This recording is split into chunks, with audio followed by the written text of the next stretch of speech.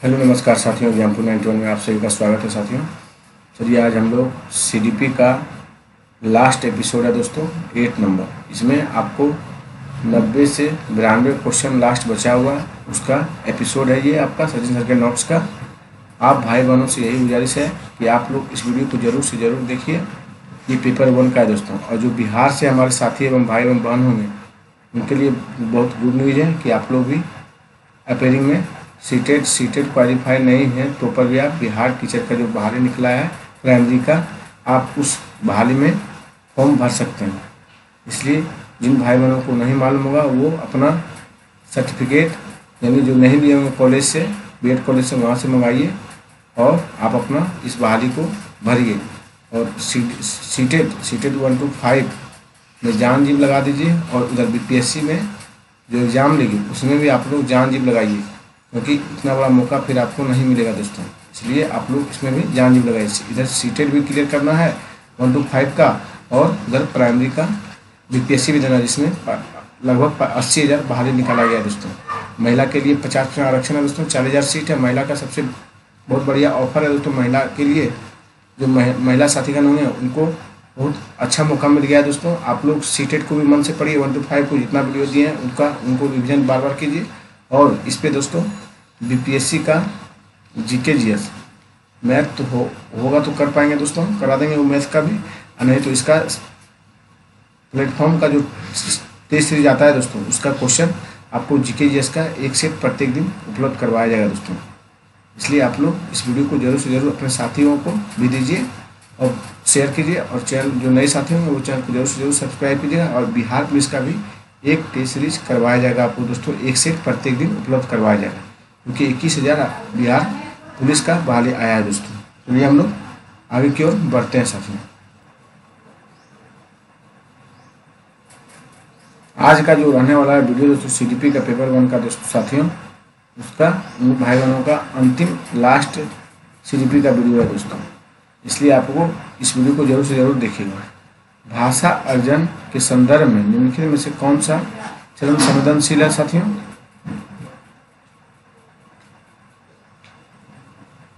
ये आपका हो जाएगा प्रारंभिक बाल्यावस्था। तो क्या होगा? प्रारंभिक बाल्यावस्था साथियों, भाषा अर्जन के संदर्भ में।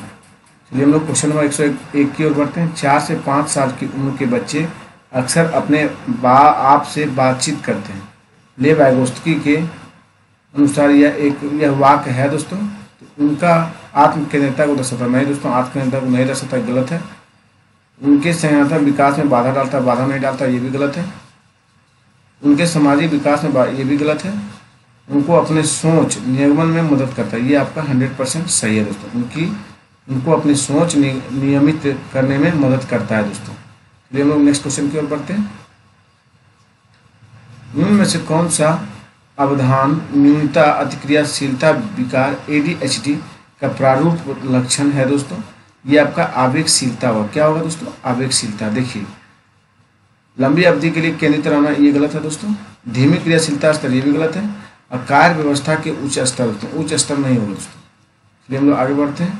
निम्न में से कौन सा कथन अधिगम आवश्यकताओं जैसे कि पठन विकल्प, पुनर्ज विकल्प इत्यादि के संदर्भ में सही है? देखिए, अधिगम आवश्यकता से जूझते से विद्यार्थी एक जैसे होते हैं, ये गलत है। जूझते नहीं होगा। अधिगम आवश्यकता देखते ही आप लोग काटिए, निगेटिव वर्ड है दोस्तों। मानकीकृत भी यहाँ दो निगेटिव वर्ड है दोस्तों। मानकीकृत, परीक्षण, बेहतर, ये भी आपका निगेटिव है। अध्यापक केंद्रित, ये भी आपका गलत है, जबकि बाल केंद्रित यहाँ होना चाहिए। देखिए, अधिगम आवश्यकता तंत्रिका संबंधी वातावरणीय दोनों तरह के कारकों से प्रभावित होता है, ये आपका 100% सही है दोस्तों। चलिए हम लोग आगे बढ़ते हैं साथियों। श्रवणवादिता से जूझते विद्यार्थियों के लिए निम्न में से अधिगम का कौन सा तरीका प्रभावशाली नहीं होगा दोस्तों? ये आपका व्याख्यान नहीं होगा, क्योंकि व्याख्यान आपका निगेटिव वर्ड है दोस्तों। दृश्य गति होगा, क्रिया आधारित होगा, बहुत संवेदी होगा दोस्तों। जूझते विद्यार्थी के निम्न से कौन सा तरीका प्रभावशाली नहीं है? निगेटिव खोज रहा बोल रहा, खोजने के लिए दोस्तों ऑप्शन आपका व्याख्यान निगेटिव सेंटेंस है दोस्तों। चलिए हम लोग आगे बढ़ते हैं। प्रतिभाशाली विद्यार्थियों की जरूरतों को पूरा करने के लिए निम्न से कौन सा कदम नहीं अपनाना चाहिए? ये आपका हो जाएगा मानकीकृत, निगेटिव वर्ड जो है दोस्तों, मानकी पाठचर्या को लागू करना, ये आपका नहीं होगा दोस्तों। उत्तेजक संवर्धन गतिविधियाँ प्रदान करना, ये हो जाएगा आपका पॉजिटिव है। ये भी आपका पॉजिटिव है दोस्तों, और ये भी आपका पॉजिटिव है। लेकिन यहाँ निगेटिव बोला गया, तो निगेटिव मानकीकृत पाचर्या ये आपका निगेटिव वर्ड है, इसलिए आपका 2 ऑप्शन हुआ दोस्तों। चलिए हम लोग 106 की चलते हैं। एक समावेशी कक्षा में शालीनता से जूझते विद्यार्थियों की जरूरतों को पूरा करने के लिए निम्न में से क्या प्रभावी होगा दोस्तों? अधिगम उपागम में निरंतरता रखना। देखिए और नेक्स्ट एकदम एक ही सही है दोस्तों। अधिगम उपागम में सीखने के उपागम निरंतर, मतलब सीखने की प्रक्रिया को लगातार जारी रखना दोस्तों। समावेशी शिक्षा की शालीनता से जूझते विद्यार्थियों की जरूरतों को पूरा करने के लिए निम्न से क्या प्रभावी होगा? तो अधिगम मतलब सीखना, तो सीखना, उपागम में निरंतरता रखना, एकदम सत्य है दोस्तों। अब देखिए कक्षा की स्थिति में भिन्नताएं और लगातार बदलाव करते रहना, ये गलत है। सही है दोस्तों, लेकिन कम सही है। उन्हें स्वयं को बड़े समूहों के सामने व्यक्त करना चाहिए, ये भी गलत है। उन्हें विशिष्ट संकाय में ही पढ़ना, ये भी गलत है। विशिष्ट संकाय में नहीं पढ़ाना चाहिए दोस्तों। सभी बच्चे उसमें भिन्नताएं होती हैं दोस्तों, सब एक साथ रहते हैं। अधिगम के सामाजिक संज्ञानात्मक मत के अनुसार विद्यार्थी किस प्रकार सबसे बेहतर सीखते हैं दोस्तों? ये आपका हो जाएगा अपने वातावरण की सक्रिय संलग्नता द्वारा दोस्तों। अधिगम मतलब सीखने के सामाजिक संज्ञानात्मक मत के अनुसार विद्यार्थी किस प्रकार के सबसे बेहतर सीखते हैं? तो अपने वातावरण की सक्रिय संलग्नता द्वारा दोस्तों। चलिए हम लोग आगे बढ़ते हैं। विद्यार्थी उस जानकारी को जल्दी भूल जाते हैं जो असंबंधित खंडों में प्रस्तुत की जाती है दोस्तों। विद्यार्थी उस जानकारी को जल्दी भूल जाते हैं जो असंबंधित खंडों में प्रस्तुत की जाती है दोस्तों। चलिए हम लोग नेक्स्ट क्वेश्चन की ओर बढ़ते हैं। कौन सा प्रक्रियात्मक ज्ञान का उदाहरण है दोस्तों? तो पौधा रोपण के लिए मिट्टी कैसे तैयार की जाती है? प्रक्रियात्मक ज्ञान का उदाहरण दोस्तों, मतलब करके सीखने पर दोस्तों। पौधा रोपण के लिए मिट्टी कैसे तैयार की जाती है, आपका सटीक आंसर है दोस्तों। ये सब आपका गलत है दोस्तों। अधिगम को सुशासित करने हेतु एक अध्यापक को क्या करना चाहिए? विषय वस्तु तो देखते ही आप काटिए दोस्तों। विषय वस्तु देना संप्रदाय मानचित्र इस्तेमाल करके हतोत्साहित करना चाहिए। हतोत्साहित है दोस्तों, प्रोत्साहित करना चाहिए, ये भी गलत है। नेगेटिव है विद्यार्थी के उच्च स्तर प्रतिस्पर्धा विद्यार्थी में कभी नहीं करवाना चाहिए, ये भी गलत है दोस्तों। विद्यार्थियों को ज्ञान सृजन के अवसर प्रदान करने चाहिए दोस्तों, आपका 4 सही है दोस्तों। चलिए हम लोग आगे बढ़ते हैं। अब आपकी कक्षा में कुछ विद्यार्थी दिए गए सवाल को हल करने में दिक्कत महसूस कर रहे हैं, तो उन्हें मदद करने के लिए आप निम्न से कौन सा तरीका अपनाएंगे साथियों? तो दी गई समस्या में और अधिक गैर जानकारी जोड़ देंगे, ये आपका गलत है दोस्तों। देखिए दोस्तों, दी गई समस्याओं में और अधिक गैर जरूरी जानकारी जोड़ देंगे, ये गलत हो जाएगा दोस्तों, जोड़ना नहीं है। उन्हें सामग्री के परंपरागत इस्तेमाल के लिए बाध्य रहने के निर्देश देंगे, ये भी नहीं होगा दोस्तों। बाध्य करने के लिए निर्देश नहीं देना। उन्हें अपने दोस्त की कॉपी में उत्तर नकल करने भी नहीं करना है दोस्तों। उन्हें समान तरह की समस्याएं जो उन्होंने पहले हल की थी पर फिर चिंतन करने को कहेंगे दोस्तों। उन्हें समान तरह की समस्याओं जो उन्होंने पहले हल की थी पर चिंतन करने को कहेंगे। चलिए हम लोग नेक्स्ट क्वेश्चन पर बढ़ते हैं। विक्टर ने एक ऐसा कक्षा माहौल तैयार करना जरूरी है जहाँ विद्यार्थी अपनी भ्रांतियों को व्यक्त कर सके। भ्रांतियाँ पर चर्चा करना अधिगम प्रक्रिया के लिए संगत और महत्वपूर्ण है। तो ए और आर दोनों से या आर एक से ही व्याख्या करता है। विद्यार्थी सीखने के लिए आंतरिक रूप से अधिक और प्रेरित होंगे अगर वे डैश के भाव को महसूस करेंगे। ये हो जाएगा खुशी दोस्तों। डैश के भाव को महसूस करेंगे क्या होगा? खुशी हो जाएगा। चलिए हम लोग नेक्स्ट क्वेश्चन की ओर बढ़ते हैं। विद्यार्थियों को किस प्रकार के लक्ष्य निर्धारित करने के लिए प्रेरित किया जाना चाहिए? ये होगा महारत अभिमुखी दोस्तों। क्या होगा? मास्टरी ओरिएंटेड दोस्तों, मतलब महारत अभिमुखी दोस्तों। चलिए नेक्स्ट क्वेश्चन की ओर। निम्न में से कौन सा अधिगम को सकारात्मक रूप से प्रभावित करता है? ये आपका सकारात्मक रूप से दोस्तों विद्यार्थी में सहभागिता होना चाहिए, ये आपका पॉजिटिव है। फिर अभिसंज्ञान दोस्तों, क्या होगा? मेटाकॉग्निशन दोस्तों, आपका 2 और 4 दोस्तों सही है। चलिए हम लोग आगे बढ़ते हैं। विद्यार्थी ज्ञान सृजन प्रक्रिया में डैश भूमिका निभाते हैं दोस्तों, सक्रिय भूमिका निभाते हैं। कैसी भूमिका? सक्रिय। चलिए हम लोग नेक्स्ट क्वेश्चन की ओर बढ़ते हैं। भाषा के संदर्भ में राष्ट्रीय शिक्षा नीति 2020 किस पर बल देती है? तो बहुभाषावाद दोस्तों। भाषा के संदर्भ में राष्ट्रीय शिक्षा नीति 2020 किस पर बल देती है? बहुभाषावाद पर दोस्तों। चलिए हम लोग आगे बढ़ते हैं। निम्नलिखित में से कौन सा अधिगम और क्षमता गणितीय गणना करने के क्षमता के सीधे प्रभावित करता है दोस्तों? ये हो जाएगा डिस्कैलकुलिया दोस्तों। गणितीय पूछ रहा है तो डिस्कैलकुलिया दोस्तों। सीखने के लिए संज्ञानात्मक उपागम के द्वारा निम्नलिखित में से किसे बढ़ावा दिया जाता है दोस्तों? तो ये हो जाएगा पूछताछ आधारित शिक्षा दोस्तों। क्या होगा? पूछताछ आधारित शिक्षा दोस्तों। चलिए हम लोग नेक्स्ट क्वेश्चन की ओर बढ़ते हैं। शिक्षकों को किसी संप्रदाय से संभावित विद्यार्थियों द्वारा ग्रहण भ्रांतियों और वैकल्पिक अवधारणाओं की उपेक्षा करनी चाहिए।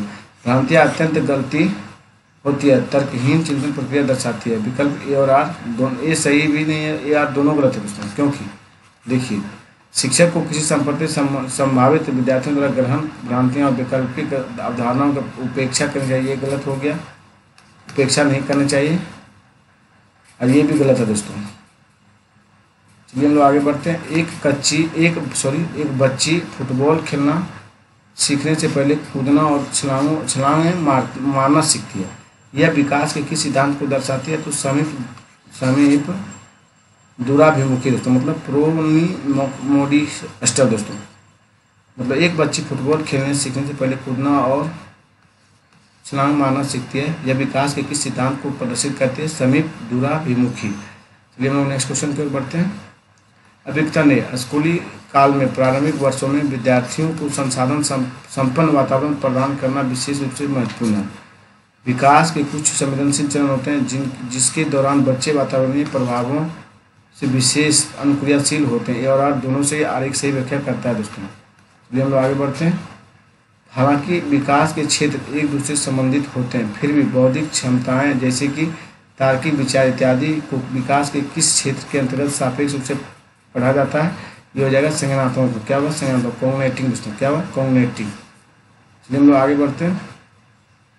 प्रारंभिक बाल्यावस्था के दौरान इनमें से कौन सी संस्था बच्चों के समाजीकरण की प्राथमिक संस्था की भूमिका निभाती है? ये हो जाएगा परिवार। प्रारंभिक बाल्यावस्था के दौरान इनमें से कौन सी संस्था बच्चों के समाजीकरण की प्राथमिक संस्था की भूमिका निभाती है? तो ये परिवार दोस्तों। जिन पियाजे के संज्ञानात्मक विकास के सिद्धांत के अनुसार किस चरण पर बच्चे दूसरों का अनुकरण और नकल करना शुरू करते हैं? तो हो जाएगा संवेदी कामक दोस्तों। क्या हुआ? संवेदी कामक। चलिए दोस्तों हम लोग आगे की ओर बढ़ते हैं। जिन पियाजे के संज्ञानात्मक विकास सिद्धांत के अनुसार विकास सिद्धांत के अनुसार किस चरण पर बच्चे घटनाओं को भूत और वर्तमान और भविष्यकाल के सही क्रम में याद रखना शुरू कर देते हैं? ये हो जाएगा मूर्त संक्रियात्मक अवस्था दोस्तों। मूर्त संक्रियात्मक अवस्था ये इसका एज दोस्तों 7 से 11 वर्ष के बच्चे में होता है दोस्तों। और संवेदी गामक का दोस्तों 0 से 2 वर्ष के बच्चे में होता है। अब पूर्व संक्रियात्मक दोस्तों 2 से 6 वर्ष में होता है। औपचारिक में दोस्तों एडोलेसेंस में दोस्तों ये होता है +11 से लेके 18 के बीच दोस्तों। ये हम लोग आगे बढ़ते हैं। क्वेश्चन नंबर 127 देखिए। लॉरेंस कोहलबर्ग के अनुसार व्यक्ति किस स्तर पर अपने दूसरों के व्यवहार को जरूरत और इच्छाओं के संदर्भ में जांचते हैं?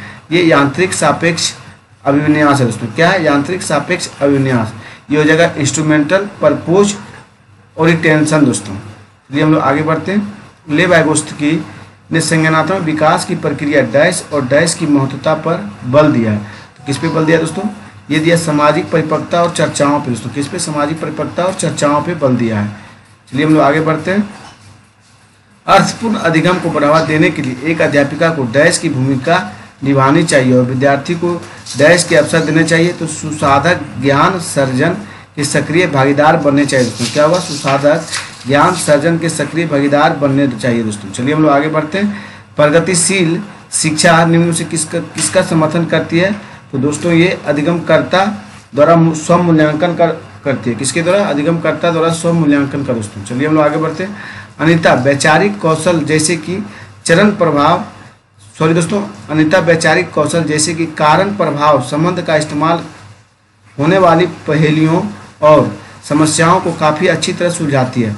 हार्वर्ड गार्डनर के बहुबुद्धि सिद्धांत के अनुसार अनिता के पास उच्च स्तर की डैश बुद्धि है दोस्तों। तो क्या है? तार्किक गणितीय बुद्धि है। कैसी बुद्धि है दोस्तों? लॉजिकल मैथमेटिकल बुद्धि है दोस्तों। चलिए हम लोग आगे बढ़ते हैं। अभिकथन ए। एक अध्यापिका को अपने विद्यार्थियों को किसी कार्य पर काम करते समय अपने विचारों और चिंतन प्रक्रिया मौखिकरण हेतु प्रोत्साहित करना चाहिए। एक सही है दोस्तों। निजी वाक्य विद्यार्थियों के उच्चतर श्रेणी के संज्ञानात्मक कौशल के विकास में बाधक होता है। ये सही है, लेकिन आर गलत है दोस्तों। बाधक नहीं होता है।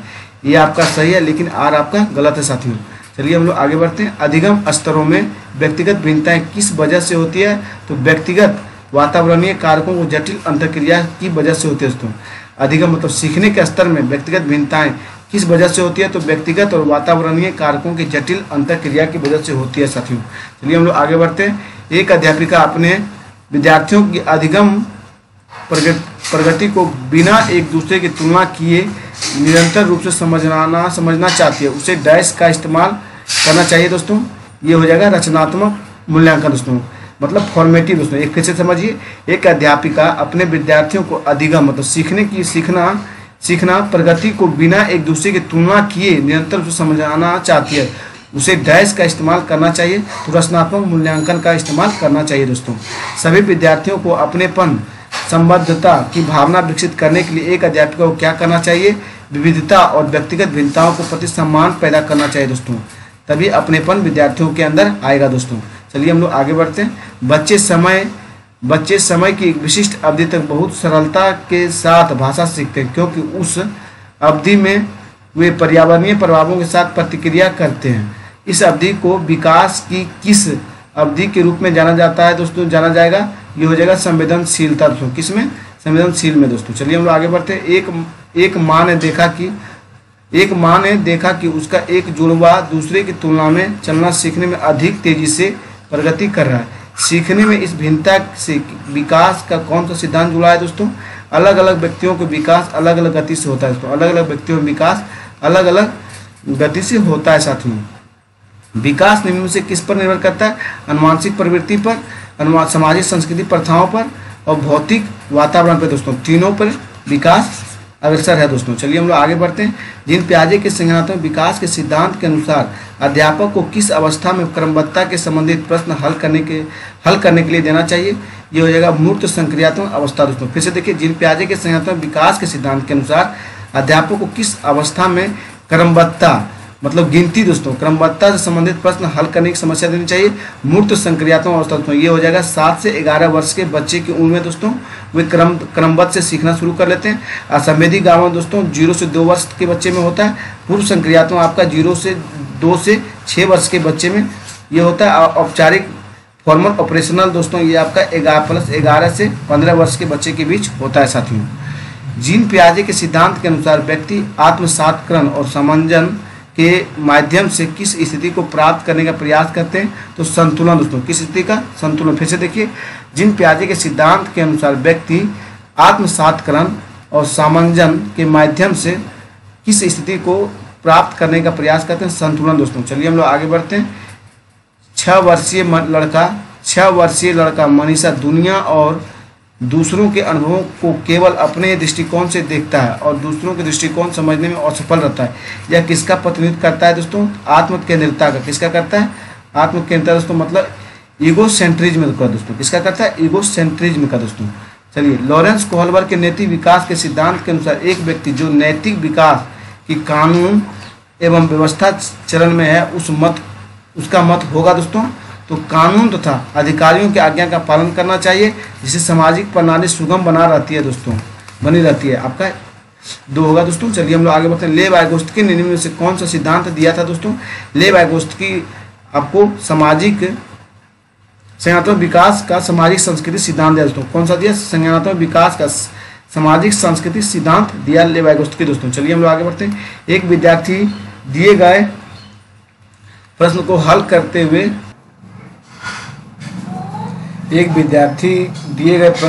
करने में चुनौती महसूस कर रहा है। लेव वाइगोत्स्की के अनुसार इस स्थिति में एक अध्यापिका को क्या करना चाहिए साथियों?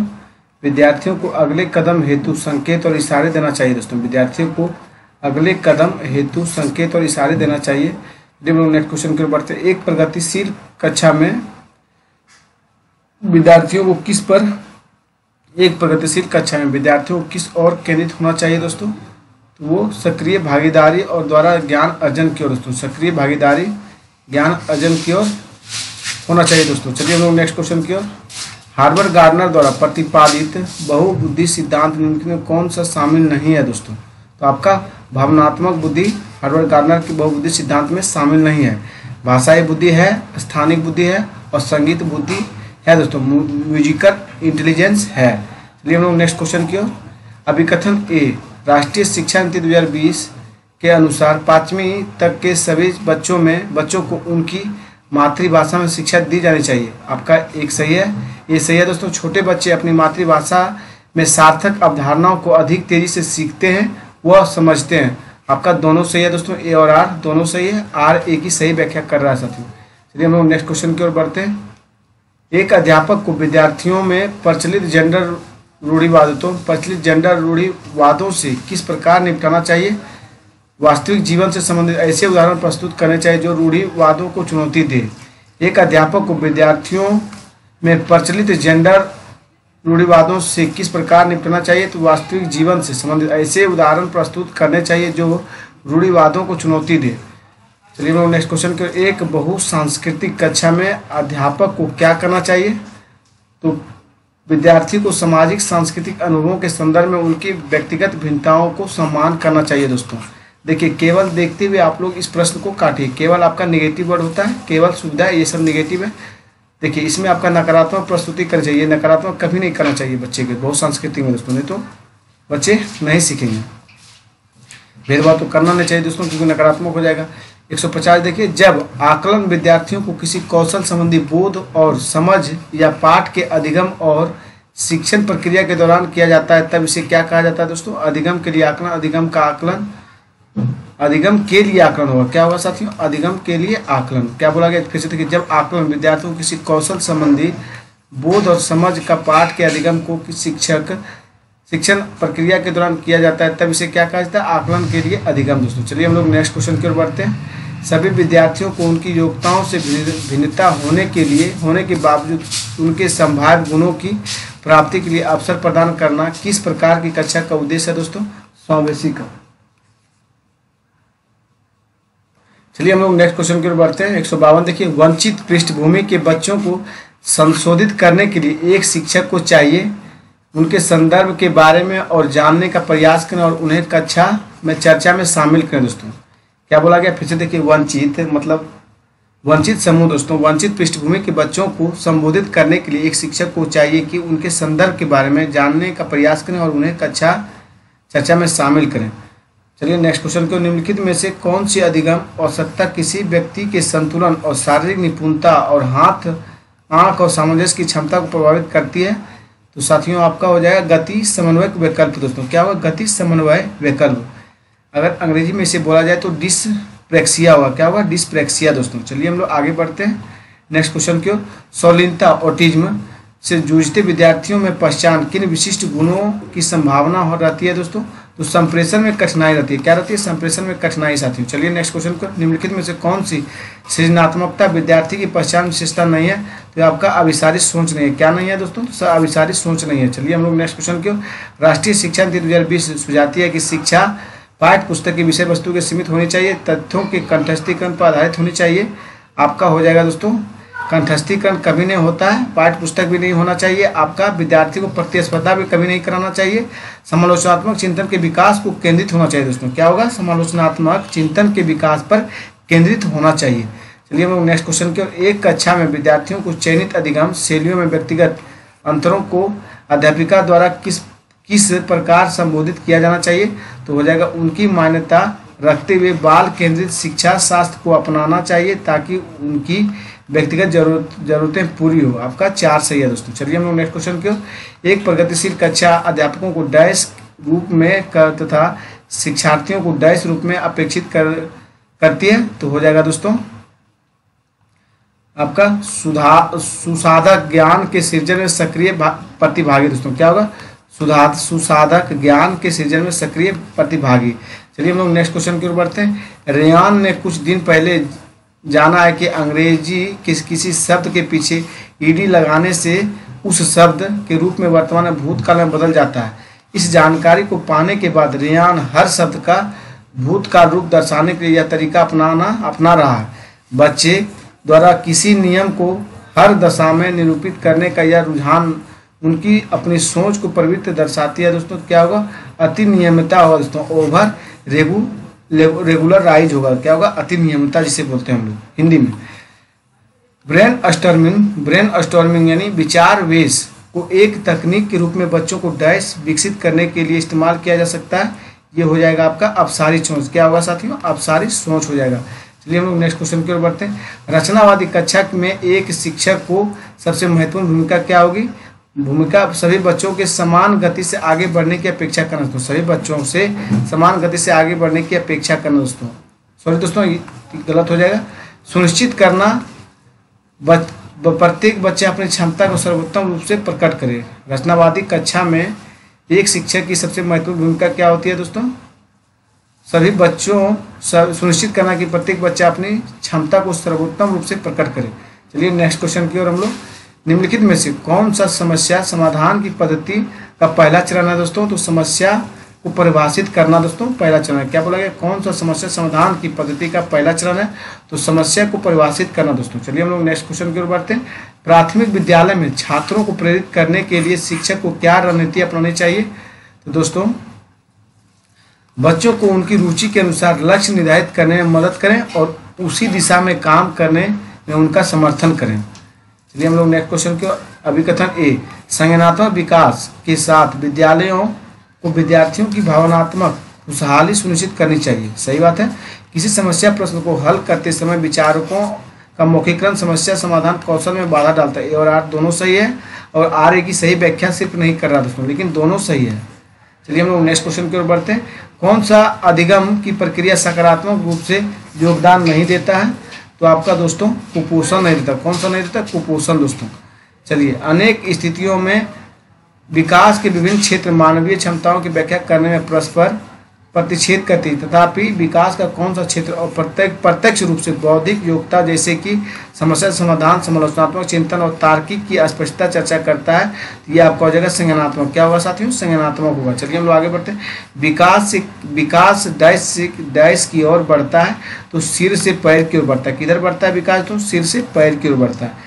चलिए हम लोग आगे बढ़ते हैं। प्रारंभिक बाल्यावस्था के दौरान डैश समाजीकरण का प्राथमिक कारण है और डैश समाजीकरण का द्वितीय कारण। मतलब प्रारंभिक बाल्यावस्था के दौरान साथियों आपका परिवार जो है पहला कारक होगा, दूसरा कारक आपका विद्यालय हो जाएगा साथियों। चलिए हम लोग नेक्स्ट क्वेश्चन की ओर बढ़ते हैं। जिन पियाजे के सिद्धांत के अनुसार अगर एक स्कीम संतुष्ट परिणाम नहीं दे रहा है तो डैश उत्पन्न होना चाहिए। तो क्या होगा? असंतुलन होगा, डिसइक्विलिब्रेशन होगा। क्या होगा? डिसइक्विलिब्रेशन दोस्तों। इसे हिंदी में हम लोग असंतुलन कहते हैं साथियों। चलिए हम लोग आगे बढ़ते हैं। जिन पियाजे के संज्ञानात्मक विकास के सिद्धांत के अनुसार बच्चे किस अवस्था से वस्तु अस्थायित्व समझना आरंभ कर देते हैं? ये संवेदी गामक है दोस्तों। फिर से देखिए, जिन पियाजे के संज्ञानात्मक विकास के सिद्धांत के अनुसार बच्चे किस अवस्था से वस्तु अस्थायित्व समझना आरंभ कर देते हैं? तो संवेदी गामक दोस्तों। ये इस एज का बच्चा मतलब 0 से 2 वर्ष के एज में बच्चे वस्तु अस्थायित्व समझना प्रारंभ करते हैं। मूर्त संक्रियात्मक अवस्था दोस्तों 2 से 7 से 11 वर्ष के एज में बच्चे हुए होता है। अब पूर्व संक्रियात्मक अवस्था दोस्तों 2 से 6 वर्ष के एज में, औपचारिक दोस्तों 11 से 15 वर्ष के एज में दोस्तों। चलिए हम लोग आगे बढ़ते हैं। रमन के सम्मुख हेंज की दुविधा प्रस्तुत की गई है। उसने प्रतिक्रिया व्यक्त की कि हेंज को पैसा नहीं चुराना चाहिए क्योंकि चोरी करना अपराध है और ऐसा करने से समाज में अव्यवस्था पैदा होगी। वर्तमान में रमन नैतिक विकास किस अवस्था में है दोस्तों? कानूनी एवं व्यवस्था अभिन्यास दो। कानून एवं व्यवस्था अभिन्यास। चलिए हम लोग आगे बढ़ते हैं। ले वाइगोत्स्की के विचारों के अनुसार निम्न कौन सा कथन सही है? तो सांस्कृतिक उपकरण अधिगम की प्रक्रिया में योगदान देते हैं। सांस्कृतिक उपकरण अधिगम की प्रक्रिया में योगदान देते हैं दोस्तों। चलिए नेक्स्ट क्वेश्चन की ओर। ले वाइगोत्स्की के अनुसार शिक्षण अधिगम को निम्न में से कौन सी विधि अधिगम को सुमंत करती है? तो ये होगा सहभागी अधिगम दोस्तों। क्या होगा? सहभागी अधिगम।